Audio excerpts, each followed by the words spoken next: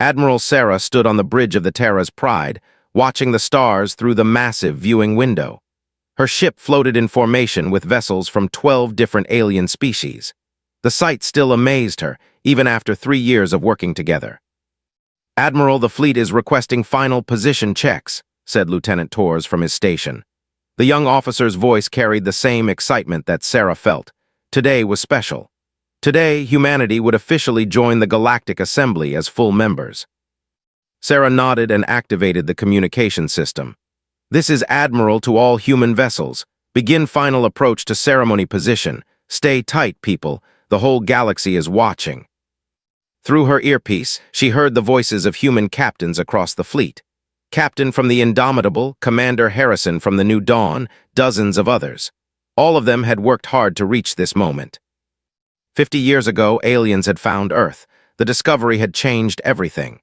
Humanity learned they were not alone, but they also learned they were considered dangerous by most species. The Galactic Assembly had rules. New species had to prove they could live in peace before joining. So humanity had waited. They had followed every rule. They had sent their best people to work with alien crews. They had shared their knowledge freely. Most importantly, they had shown that humans could make friends with anyone. That was humanity's gift, the aliens said, pack bonding. Other species worked together because they had to. Humans worked together because they wanted to. A human could make a crystalline feel like family. A human could earn the loyalty of a gas floating. No other species could do this. "Admiral," came another voice. This one belonged to a who served as her tactical officer. His crystal body shimmered blue with happiness. "The Assembly Council sends greetings. Chancellor will speak the acceptance words in 1 hour." Sarah smiled, had been with her crew for 2 years. At first, the crystal being had been cold and distant. Now he joked with the human crew and had even learned to appreciate coffee somehow. That was what humans did best. They made friends where others saw only strangers. "Thank you. Signal all ships to prepare for the ceremony." The bridge buzzed with activity. Humans and aliens worked side by side, checking systems and preparing for the historic moment. Sarah watched them and felt proud. This was what the future looked like. Different species, different worlds, but all working toward the same goal. An hour later, the ceremony began. Chancellor's voice came through every speaker in the fleet. The ancient Etherian's words carried the weight of 10,000 years of galactic law. "For 50 cycles, humanity has proven their worth," said. "They have shown wisdom, courage, and the rare ability to unite different species in common purpose. Today, the Galactic Assembly welcomes humanity as full members." Cheers erupted across every human ship. Sarah felt tears in her eyes. Earth's children had finally come home to the stars. But in the deepest chambers of the Assembly's ruling council, a different meeting was taking place. Species that had ruled the galaxy sat in a circle of shadows. Their faces showed no joy. "The humans grow too strong," whispered Lord of the Etherian hegemony. "Their pack-bonding ability threatens our control. Already our own people show more loyalty to human commanders than to us." The high crystal pulsed angry red. "They learn too quickly. They adapt too fast. Their ships now use technology we shared but improved in ways we never imagined." "And their breeding rate," added the gas speaker through its translator. "One human generation learns. The next generation builds on that knowledge. They advance faster than any species we have seen." Lord stood, his energy form flickering. "We have dealt with this problem before, 7 times in fact, species that grew too dangerous, species that threatened the natural order." The others knew what he meant. 7 worlds that had once held intelligent life now showed only the scars of ancient disasters. Natural catastrophes, according to official records, meteor strikes, solar flares, planetary core failures. "Humanity will be different," said the High Crystal. "They have allies now. Their pack bonding has made them friends across the galaxy." "Then we must act quickly," Lord replied, "before their influence spreads further, before other species begin to question our rule." The gas speaker's form swirled nervously.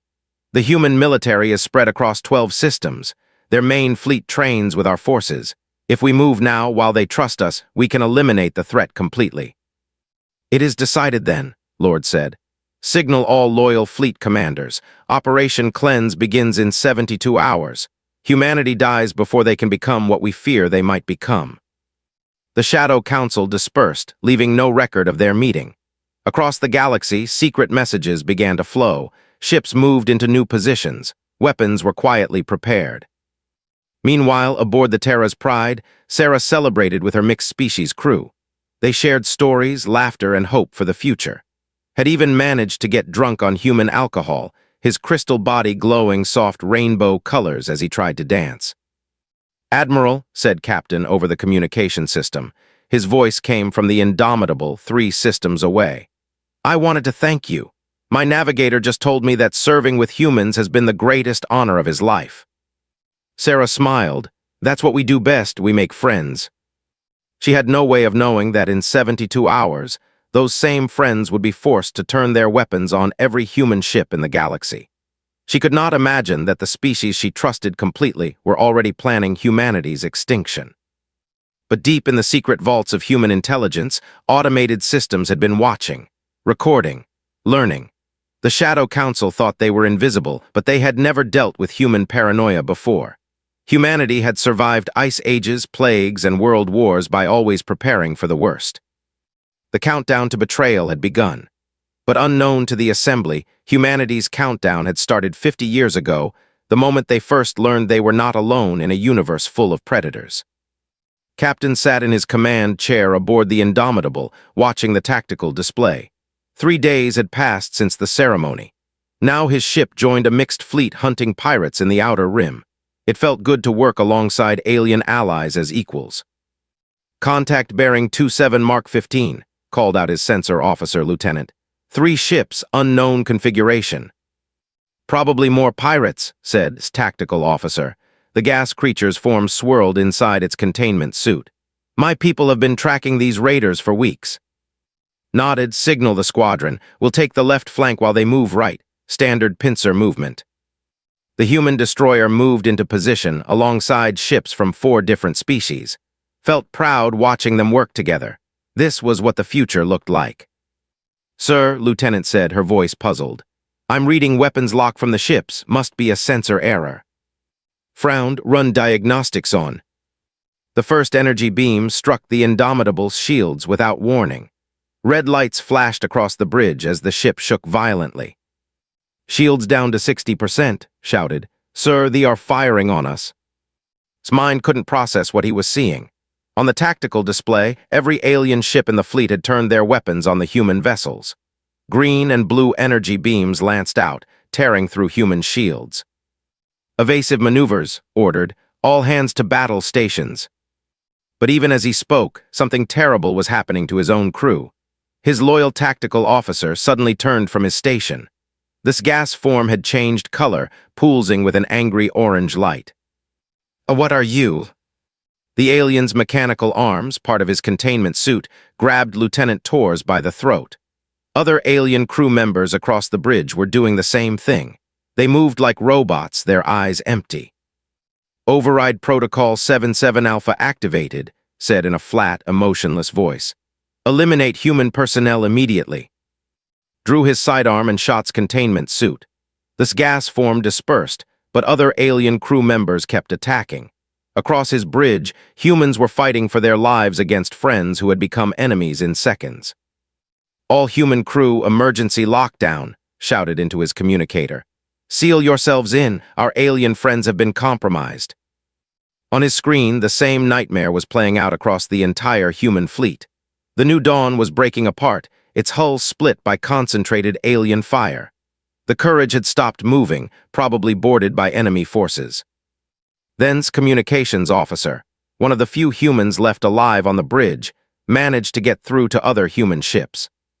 "Sir, I'm picking up reports from across the galaxy," she said, her voice shaking. "It's not just here, every human position is under attack. Earth. Sir, they're saying Earth is under attack too." His blood turned cold. This wasn't a mistake or a misunderstanding. This was planned. The aliens had waited until humans were scattered across the galaxy, then struck everywhere at once. "Get me admirals," he ordered. "I can't, sir. The Terra's Pride went dark 15 minutes ago." Across the galaxy, the same scene played out in 12 star systems. Human ships died under the guns of their former allies. Human colonies burned as alien fleets appeared in orbit and began bombarding the surface. On Earth, Admiral Sarah's worst fears came to life. She had survived the initial attack on her flagship and made it to Earth's orbital defense stations. Around her, the planet's protective fleet fought desperately against overwhelming odds. "How many ships do they have?" she asked Colonel Martinez, her aide. "Everything, Admiral, the entire assembly fleet. They're not holding anything back." Through the station's windows, Sarah could see the surface of Earth burning. Cities that had stood for thousands of years were now glowing craters. Billions of people were dying while she watched, helpless. "Sir," came a voice over the emergency channel. It was Captain from somewhere in the outer rim. "This is the Indomitable. We're still fighting, but barely. What are your orders?" Before Sarah could answer, a new voice cut through all frequencies. It was Chancellor, speaking with the cold authority of absolute power. "Attention all human forces. This is Chancellor of the Galactic Assembly. By unanimous vote, humanity has been deemed incompatible with galactic peace. Your aggressive nature and dangerous influence threaten the stability of all civilized species." Sarah's hands clenched into fists. She thought of her crystal friend who had served loyally for years. Had he known this was coming? Had he been pretending all along? Continued, "This action is regrettably necessary. Humanity's ability to corrupt other species through emotional manipulation cannot be allowed to spread. You have 12 hours to surrender unconditionally. Those who comply will be given quick deaths. Those who resist will watch their worlds burn slowly." The transmission ended. Around Earth, the alien fleets held their positions, waiting for humanity's answer. "Admiral," Colonel Martinez said quietly, "what do we do?" Sarah looked at the tactical display showing human positions across the galaxy. Red dots were going dark one by one as her people died. The human dream of joining the galactic community was ending in fire and blood.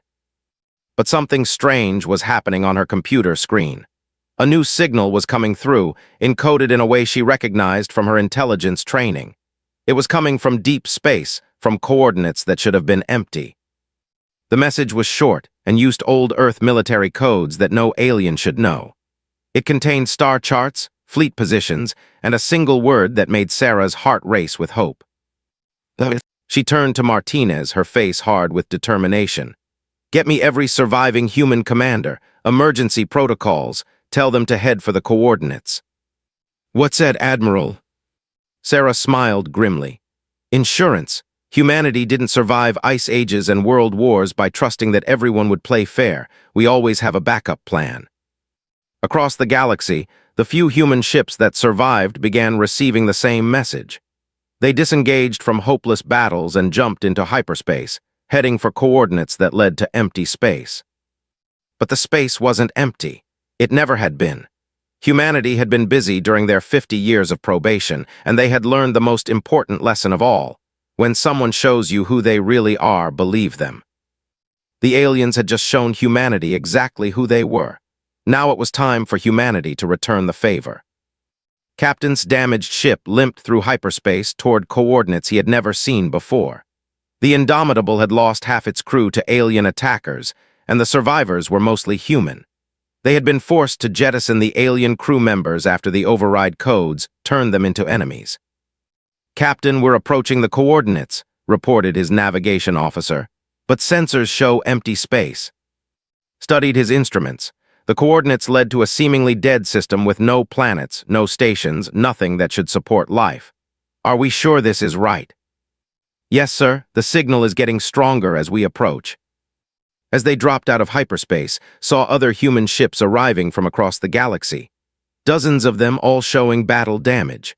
All that remained of humanity's once proud fleet. Then space began to shimmer. "Sir," his sensor officer said in amazement, "something's multiple contacts, hundreds of them." What appeared before them everything new about human technology. Massive ships materialized from nothingness, their hulls black as the void between stars. They were clearly human designs, but advanced beyond anything he had seen. A communication channel opened. "This is Admiral Hayes aboard the Dawn. All surviving human forces welcome to the Ghost Fleet." Recognized the name. Admiral Hayes had died 3 years ago in what everyone thought was a training accident. "Admiral Hayes? Sir, how is this possible?" Long story, Captain. Form up with the fleet and prepare for briefing. We have work to do. An hour later, found himself aboard the Dawn with other surviving human commanders. Admiral Sarah was there, along with dozens of captains he thought were dead. The briefing room was full of ghosts from humanity's past. Admiral Hayes stood before them, but something was different about him. His movements were too perfect. His eyes glowed slightly in the dim light. 50 years ago, Hayes began, we learned we were not alone. We also learned that the galaxy was full of predators who smile while they sharpen their knives, so we began preparing. A holographic display showed star charts and hidden installations across human space. Project was our insurance policy. While we sent diplomats and scientists to make friends with aliens, our intelligence services were busy learning the truth about the Galactic Assembly. The display changed to show alien worlds, some of them burned and lifeless. The Assembly has done this before, Hayes continued. 7 times we discovered 7 species that became too successful, too independent. The Assembly labeled their destruction as natural disasters, but we found the real records hidden in their deepest archives. Felt sick, they planned this from the beginning. Not from the beginning, said Admiral. But once they saw how effective human-pack bonding was, once they realized we were changing the loyalty patterns of their own people, they decided we had to die. Hayes nodded. So we prepared for war while pretending to prepare for peace. The Ghost Fleet was built in hidden shipyards using technology reverse-engineered from every alien device we could get our hands on. We improved their designs, fixed their weaknesses, and added capabilities they never imagined. But how are you here? Asked another captain. You died 3 years ago. Hayes smiled and saw that the expression didn't quite reach those glowing eyes. Death is just another challenge for humanity to overcome. We learned how to upload human consciousness into quantum matrices. Every volunteer who died in training accidents actually volunteered to become part of the Ghost Fleet. The implications hit like a physical blow. The ships weren't just crewed by humans. They were crewed by human minds freed from the limitations of flesh. We are faster than biological crews, Hayes explained. We don't need food, air, or sleep. We can make decisions at computer speeds while maintaining human creativity and intuition. Each ship is not just a vessel, but a living extension of human will. Admiral stepped forward. But the Ghost Fleet is just part of. We've been preparing for this day in other ways too. The display showed assembly ships and technology, all with hidden subroutines embedded in their systems. Every piece of technology we shared with the assembly contained hidden code, explained. Every improvement we made to their ships, every system we helped design, every communication network we touched, all of it has been waiting for a single command word. Was starting to understand the scope of what humanity had planned. You turned their own technology into weapons against them. More than that, Hayes said. We turned it into a recruitment tool. The override codes they used against our people work both ways. We can break their programming and restore free will to species that want it. What about the species that really believe in the assembly? Asked another captain. Hayes's expression grew cold. They made their choice when they opened fire on human children. We gave them 50 years to show us who they really were. Now we know. A new voice spoke from the communication system. It was ancient and tired, speaking through a translator that barely worked. This is Elder of the Broken Chains. We have been hiding in the deep void for 2,000 years, waiting for someone strong enough to fight the assembly. We offer our knowledge and our remaining ships to the human cause. Stared at the display as more signals came in. Hidden fleets of survivors from the 7 destroyed species. Rebel groups that had been waiting generations for a chance to strike back. Alien crews who had genuinely bonded with humans and wanted revenge for their murdered friends. How many ships do we have? Asked. Hayes smiled, and this time it looked completely human. Enough. The assembly thinks they're fighting a few hundred human survivors. They're about to learn they're fighting the combined rage of every species they ever betrayed. When do we attack? Soon, Admiral said. But first we send them a message. We want them to know who's coming for them and why. The display showed the current location of Chancellor's flagship, surrounded by the largest assembly fleet in galactic history. We're going to broadcast a single word on every frequency in the galaxy, Hayes explained. One word that will activate every hidden system, every sleeper agent, every piece of technology we've touched in 50 years. Felt a chill run down his spine. What word? Hayes looked at him with those glowing eyes and saw something in them that would have terrified the Assembly Council if they could have seen it. It was the cold fury of a species that had survived every disaster their own world could throw at them, now focused on enemies who had made the mistake of threatening human children. Execute, Hayes said simply. And across the galaxy, hidden systems began to wake up. Chancellor stood in his command chamber aboard the massive Assembly Dreadnought Divine Order. Around him, displays showed the systematic destruction of human positions across 12 star systems. The operation was proceeding perfectly. Final casualty reports, my lord, said his aide, a subservient crystalline who served the Etherian hegemony faithfully. Estimated human population reduced by 97%, remaining resistance forces scattered and fleeing. His energy form pulsed with satisfaction. Excellent. In one day, we have eliminated a threat that could have destroyed our perfect order. Signal all fleets to begin hunting the survivors. But even as he spoke, something was wrong. His communications officer was frantically working at his station, his crystal body flickering between colors. My lord, the officer called out. We're receiving a transmission on all frequencies. It's coming from everywhere at once. Display it. The message was simple. A single word spoken in Admiral Sarah's voice, broadcast simultaneously across every communication device in assembly space. Execute. For a moment, nothing happened. Then chaos erupted throughout the assembly fleet.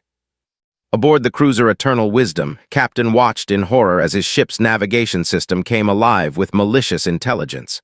The controls no longer responded to his commands. Instead, text appeared on every screen. Hello, we have been waiting. What is this? Demanded of his crew.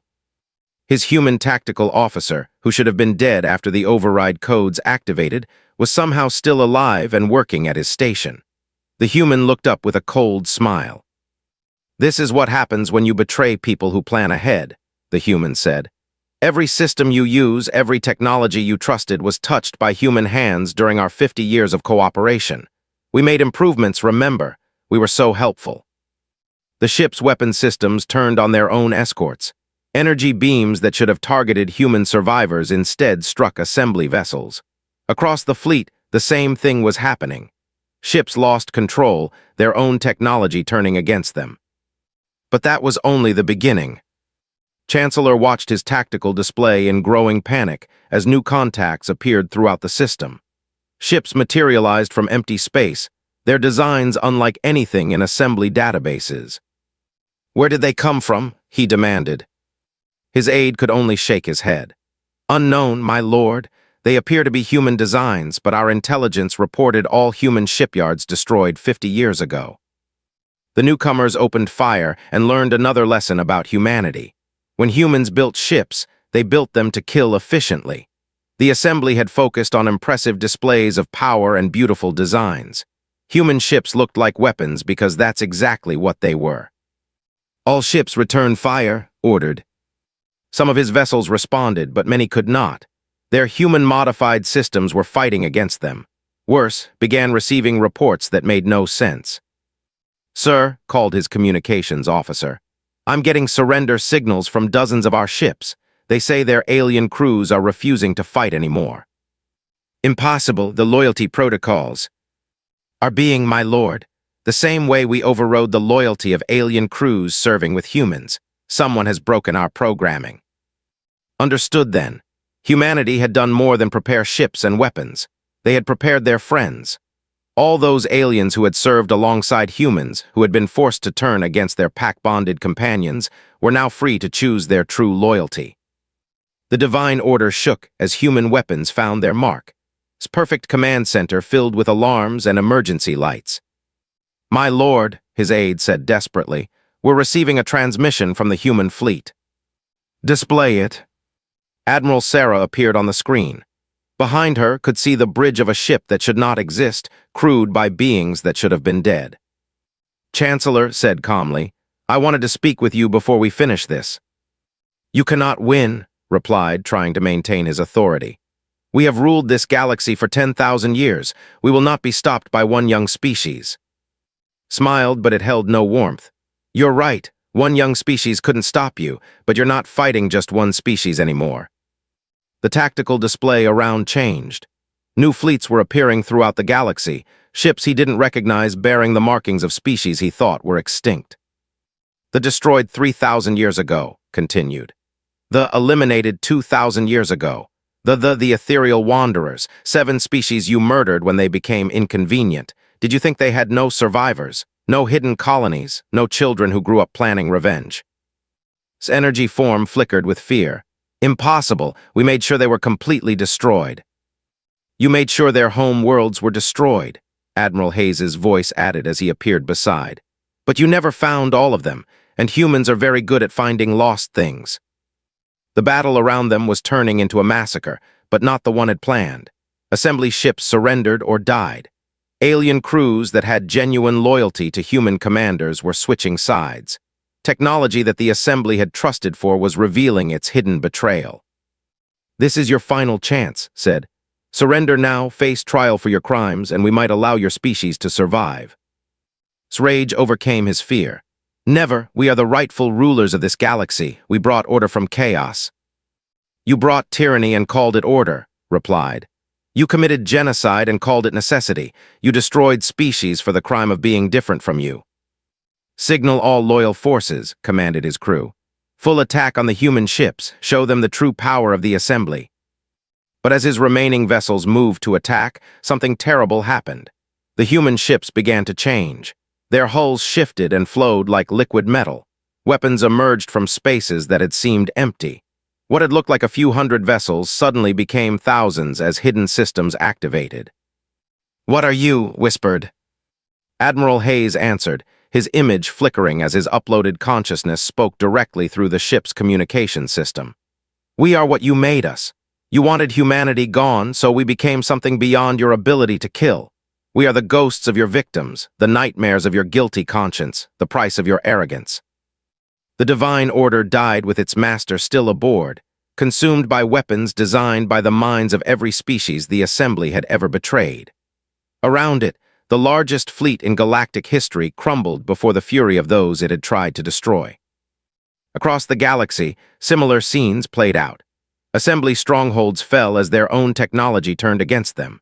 Worlds that had enforced the Assemblies will found themselves facing liberation fleets crewed by species they thought were myths.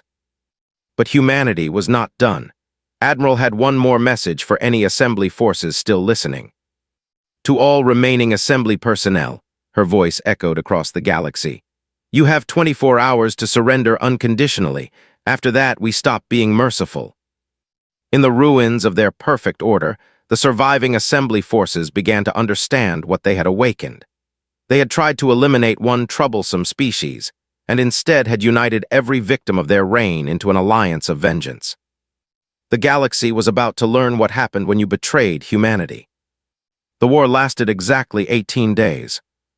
Admiral Sarah stood in what had once been the Assembly Council chamber on the capital world of Nexus Prime. The great hall where species had come to beg for membership was now a courtroom where war criminals awaited judgment.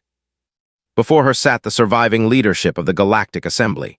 Chancellor was dead, killed when his flagship fell, but Lord of the Etherian hegemony remained.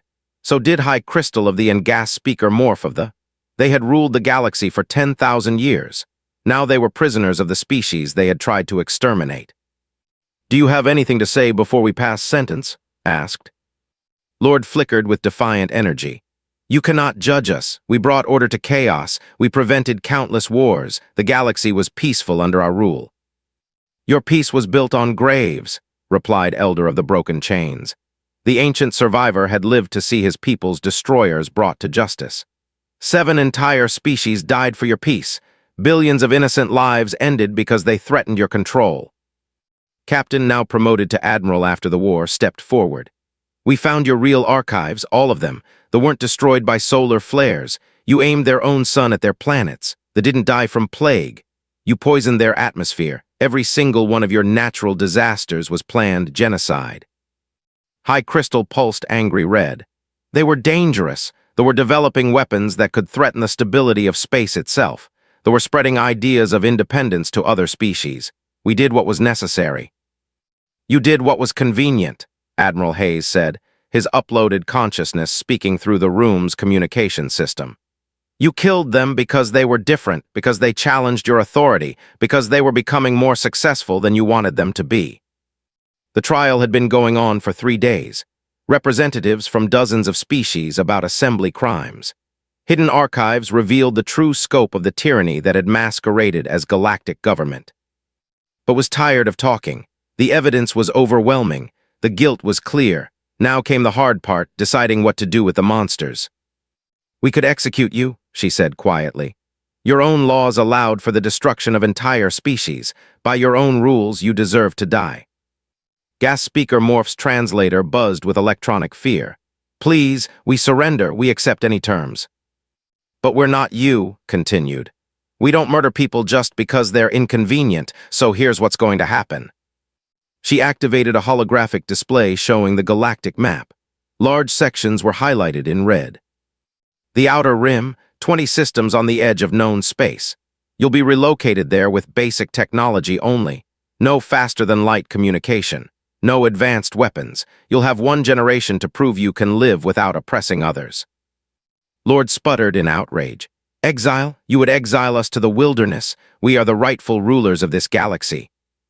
You were the rulers, Admiral corrected. Now you're refugees who should be grateful we're letting you live. Your children will have the chance to grow up without the poison of your ideas.